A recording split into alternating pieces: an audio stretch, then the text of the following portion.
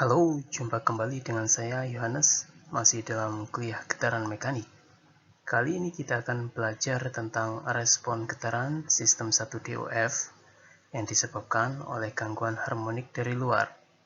Jangan lupa untuk melihat video tutorial untuk menyelesaikan soal hanya di channel ini. Pembahasan kita kali ini adalah tentang respon getaran tanpa peredam terhadap gangguan harmonik dari luar beserta karakteristiknya. Setelah menuntaskan materi ini, Anda diharapkan untuk mampu menentukan respon getaran, mampu membedakan respon sesaat, respon tunak, dan gabungan, memahami pengaruh frekuensi gangguan terhadap faktor penguatan getaran dan sudut fase, serta memahami fenomena resonansi dan pitch. Marilah kita mulai kuliah kita ini. Sistem getaran yang menerima gangguan dari luar disebut sebagai sistem getaran paksa. Energi luar diberikan pada sistem dalam wujud gaya atau gerakan paksa, misalnya perpindahan kecepatan atau percepatan dalam fungsi waktu. Jika gangguan bersifat harmonik, maka dia akan mengikuti pola sinusoidal dalam fungsi waktu. Gangguan dapat dimodelkan sebagai fungsi eksponensial, kosinus, maupun sinus seperti yang ditunjukkan pada slide.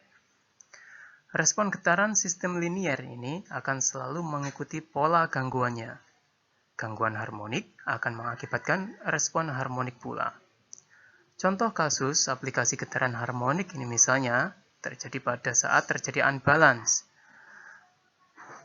Unbalance pada rotating equipment atau rotating mesin, misalnya unbalance pada rotor dari motor listrik, unbalance pada roda kereta yang mengalami keausan, unbalance pada sudut kipas atau turbin.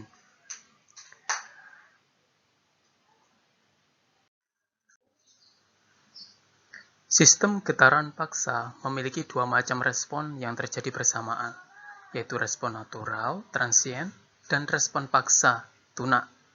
Respon natural mengikuti karakteristik natural dari sistem, sehingga sistem akan bergetar sesuai dengan frekuensi naturalnya.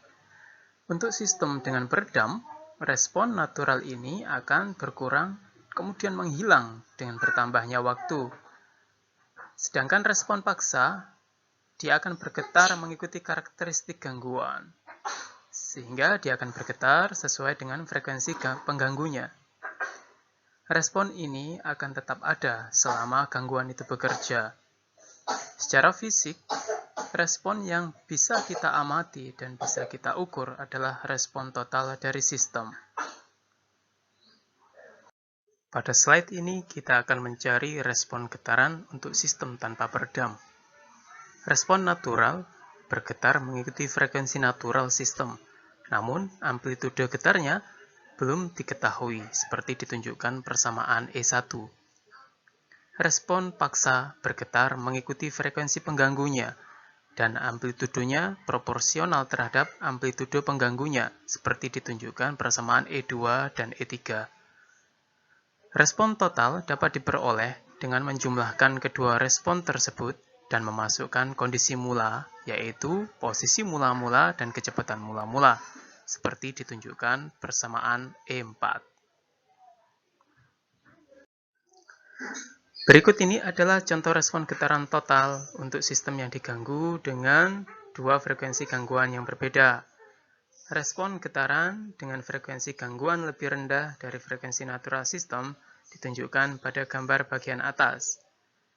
Ada dua getaran di sana. Getaran dengan frekuensi yang rapat dan amplitude yang kecil adalah respon natural system.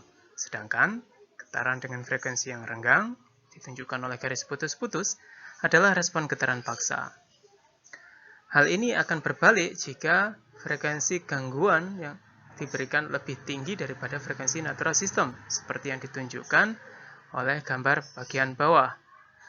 Getaran dengan frekuensi lebih rapat ditunjukkan oleh garis sambung adalah respon getaran paksa, sedangkan respon natural bergetar dengan frekuensi yang lebih renggang seperti ditunjukkan oleh garis putus-putus. Amplitudo maksimum adalah gabungan dari kedua respon tersebut dan dinyatakan dalam rasio terhadap defleksi statis seperti pada persamaan yang diberikan di gambar. Amplitudo maksimum respon getaran dapat dinyatakan sebagai rasio terhadap defleksi statik sistem. Rasio ini disebut magnification factor yang menunjukkan tingkat keparahan respon getaran. Nilai magnification factor tergantung pada frekuensi gangguan seperti yang ditunjukkan pada persamaan E5. Pengaruh frekuensi gangguan terhadap magnification factor ditunjukkan pada kedua gambar berikut. Gambar pertama menunjukkan bahwa saat frekuensi gangguan kurang dari frekuensi natural, magnification factor bernilai positif, yang berarti respon getaran berada dalam satu fase yang sama dengan gangguan. Namun sebaliknya, ketika frekuensi gangguan lebih besar dari frekuensi natural, magnification factor bernilai negatif, yang berarti respon getaran tidak sefase dengan gangguan. Jika perbedaan fase diabaikan, maka pengaruh frekuensi gangguan terhadap magnification factor ditunjukkan pada gambar sebelah kanan. Ketika frekuensi gangguan 0, magnification factor bernilai 1, artinya saat gaya pengganggu tidak berosilasi, tetapi konstan terhadap waktu, dia hanya menimbulkan defleksi statik.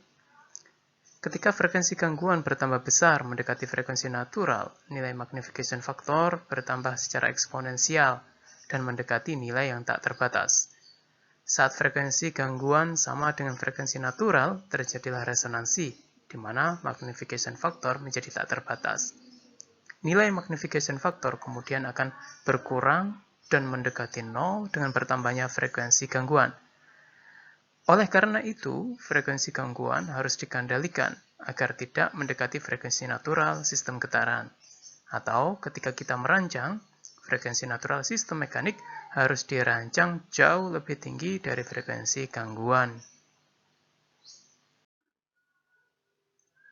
Saat frekuensi gangguan berada di sekitar frekuensi natural, maka terjadilah beating seperti ditunjukkan oleh gambar berikut.